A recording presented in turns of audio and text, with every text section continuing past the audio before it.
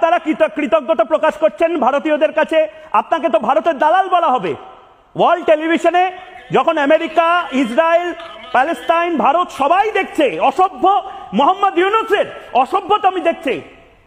ঠিক এইভাবেই বাংলাদেশের বিরুদ্ধে একের পর এক স্টেটমেন্ট দিচ্ছে মুক্তিযোদ্ধা কানু, তাও এমন একটা চ্যানেলে যেখানে সারাক্ষণ বাংলাদেশের বিরুদ্ধে দাঙ্গা লাগানোর জন্য অপপ্রচার চালানো হয়, বাংলাদেশকে নিয়ে একের পর এক সাম্প্রদায়িক অভিযোগ সহ ভুলভাল তথ্য দিয়ে বাংলাদেশের মধ্যে বিশৃঙ্খলা তৈরি করা হয়।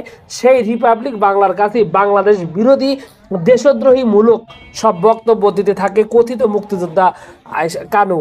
এবং এই মুক্তিযোদ্ধাকে বাঁচানোর জন্যই বিএনপি বিভিন্ন জায়গায় মিছিল করেছে এবং জামায়াত ইসলামী তাদের কর্মীকে করেছে বহিষ্কার। সব কিছু মিলে এখন পর্যন্ত এই কথিত মুক্তিযোদ্ধা কানুর কর্মকাণ্ড এবং ভারতের কাছে এইভাবে দেশদ্রোহিতামূলক কর্মকাণ্ড, যেটা বাংলাদেশকে পুরোপুরিভাবেই বিতর্ক ও চাপের মধ্যে ফেলতে পারে।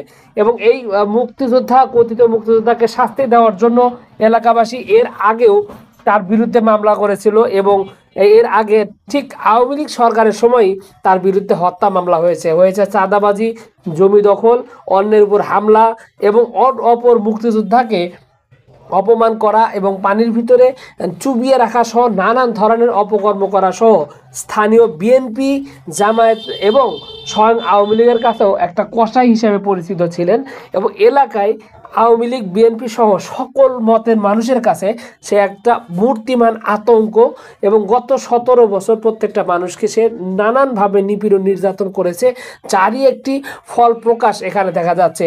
সব কিছু মিলিয়ে রিপাবলিক বাংলার কাছে তিনি যে ধরনের অভিযোগ দিয়েছেন, যেটা সম্পূর্ণই বাংলাদেশ বিরোধী এবং একটা সম্পূর্ণ বাংলাদেশকে ক্ষতিগ্রস্ত করার জন্য, বাংলাদেশকে একটা বিশৃঙ্খল একটা অবস্থা তৈরি করার জন্য কাজ করে যাচ্ছে এবং এটা অত্যন্ত ভয়ঙ্কর একটা পরিস্থিতি। এখন দেখার বিষয় সরকার এই কথিত মুক্তিযোদ্ধা এবং এই খুনি এবং এই চাঁদাবাজ, সন্ত্রাসী এবং আওয়ামী লীগের এই ফ্যাসিবাদের অন্যতম শক্তিশালী হাতিয়ারের বিরুদ্ধে সরকার কী ধরনের ব্যবস্থা নেয় সেটাই এখন দেখার একটা ব্যাপার।